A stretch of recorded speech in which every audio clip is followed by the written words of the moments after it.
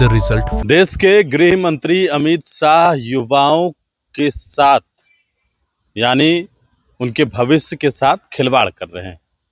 रोहिणी आचार्य ने इस बात को लेकर अमित शाह के ऊपर बड़ा हमला बोला है। ट्वीट के माध्यम से उन्होंने देश के युवाओं छात्रों का भविष्य बर्बाद करने पर तुले हैं अमित शाह। पहले देश के गृह मंत्री अमित शाह के आदेश पर प्रदर्शनकारी छात्राओं पर पैलेट गन चलवाया गया और अब उन पर झूठे आरोप लगाकर मुकदमे दर्ज कराए जा रहे हैं। यह लोकतंत्र और हमारे देश के युवाओं पर सीधा हमला है।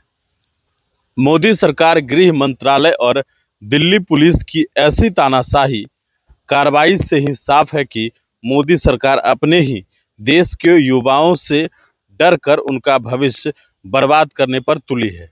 जायज मांगों के साथ प्रदर्शन करने वाले युवाओं को न्याय देने के बजाय पहले उन्हें पैलेट गन के छर्रों व लाठियों से घायल करवाना और फिर उन्हें झूठे मुकदमे में फंसाना एक लोकतांत्रिक सरकार का काम नहीं बल्कि सरकार की तानाशाही ढरी रवैये का परिचायक है।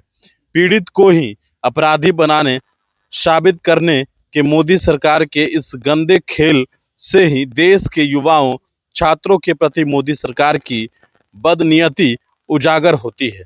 दिल्ली पुलिस सीधे तौर पर गृह मंत्रालय के अधीन आती है और इसके मद्देनजर युवाओं व छात्राओं पर पैलेट गन से हुई बर्बरता और दर्ज किए गए व किए जा रहे झूठे मुकदमों की सीधी नैतिक जिम्मेवारी भी गृह मंत्री की पर ही तय होता है। उन्होंने तस्वीरों के माध्यम से जो है वो साझा किया है, जिसमें जो भी जंतर मंतर प्रदर्शन में शामिल थे उन सभी पर फर्जी आरोप में केस दर्ज करो।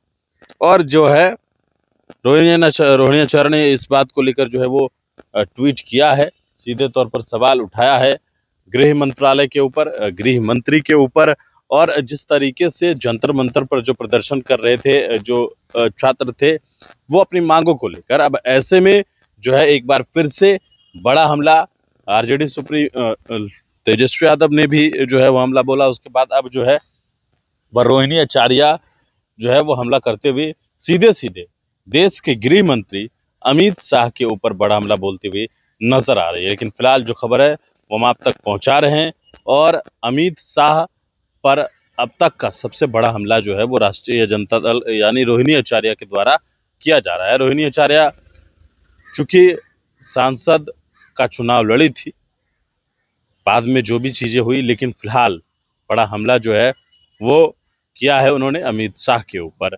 और जो छात्र हैं उनके हित की जो बात होनी चाहिए, तो ऐसे में अगर उनके ऊपर मुकदमा दर्ज हो रहा है, पैलेट गन का इस्तेमाल हो रहा है, तो कहीं ना कहीं छात्रों के भविष्य के साथ खिलवाड़ किया जा रहा है।